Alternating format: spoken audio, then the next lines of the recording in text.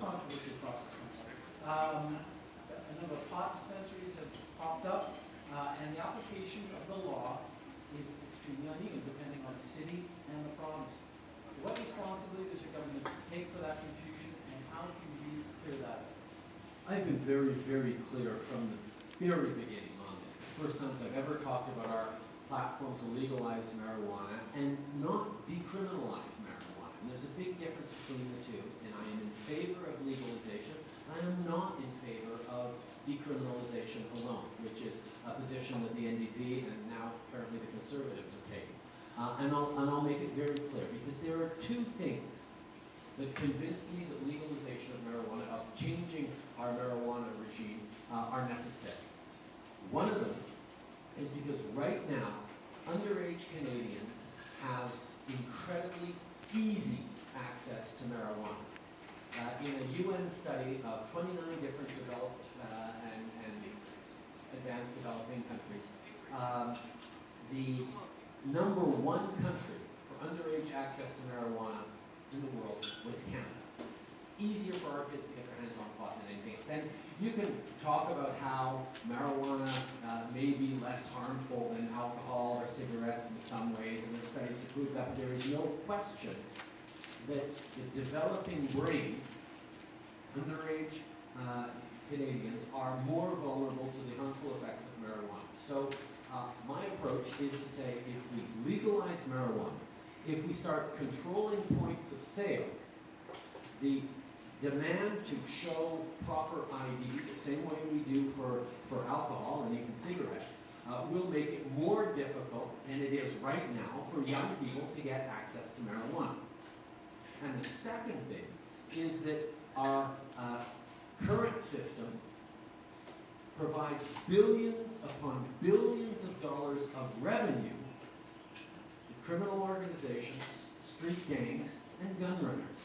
It's a massive source of revenue for violence in our streets. So legalizing, getting the point of sale out of the hands of criminals, controlling who we sell it to, will make our system safer for Canadians.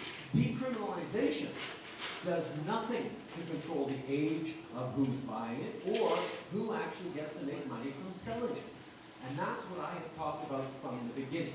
So until we bring in a legalized regime, the current laws on marijuana apply and should be applied. The fact that we are going to make changes to remove the money from criminal organizations and protect our kids needs to be done properly and can't be done randomly or organically the way people are trying to get it done now. So on the points of sale, where do you want to go buy your legal marijuana? Shoppers Drug Mart or a Crown and Agency?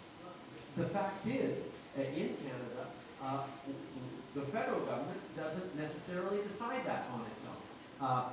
Liquor control is done by the provinces, and we have provinces like Quebec that do it very differently than other places, than Ontario does, for example, or even Manitoba. So it'll be up to the federal government to create a framework, to work with the provinces, to figure out what exactly is going to work for different jurisdictions across the country. That's the only responsible way to go about doing this. And like we said from the very beginning, we're going to do this responsibly. One last cannabis query. You admitted smoking pot when it was illegal as an MP. When it's legalized, will you smoke it as a Prime Minister? I don't think so. As I've said many times, I am not someone who has a history of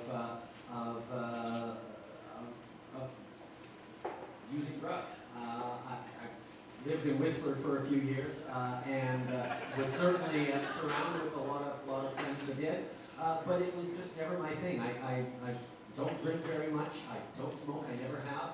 I don't even drink coffee because I don't like the jolt that caffeine gives me. And when I told people I don't drink coffee, it made far more of an uproar than it did when I told people I once smoked a cigarette, once smoked a joint. So the fact is, it's my choice that I not do that. And you know, we should respect adults' choices to make their own decisions. I want to talk about the Aboriginal issues.